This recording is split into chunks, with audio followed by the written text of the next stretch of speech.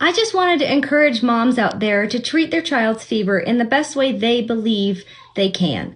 There are natural remedies, and I'm all for the natural remedies when I can. And then there's medicines. And if you need to go to medicines, that's totally fine. So let me give you an example of what happened to me about a week and a half ago with my 1.5-year-old.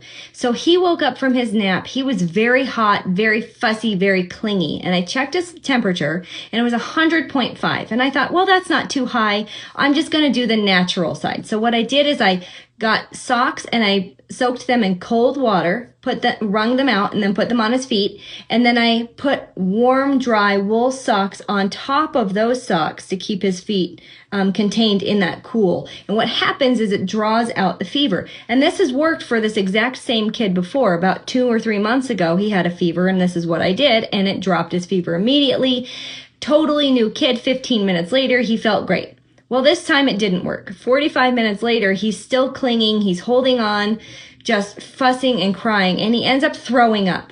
And his fever had gone from 100.5 to about 103. He just got hotter, and then he ended up throwing up because that's what my kids do when their fevers get high. So at that point, I had to give him something, so I gave him some ibuprofen, which is fine. And about 20 minutes later, he felt totally fine. So if I had done that in the beginning, he probably wouldn't have thrown up, but it was worth trying the natural remedy. It just didn't work in this particular case.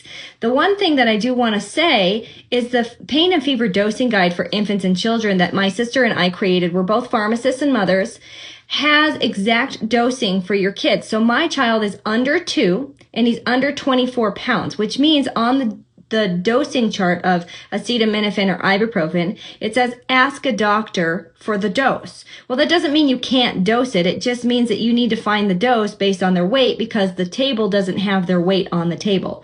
In the pain and fever dosing guide for infants and children, it has the dose for every single weight from like birth to adult dosing. So I was able to treat my child immediately because I knew the exact dose he needed because I know his weight or right around his weight, so I could give him the exact dose he needed.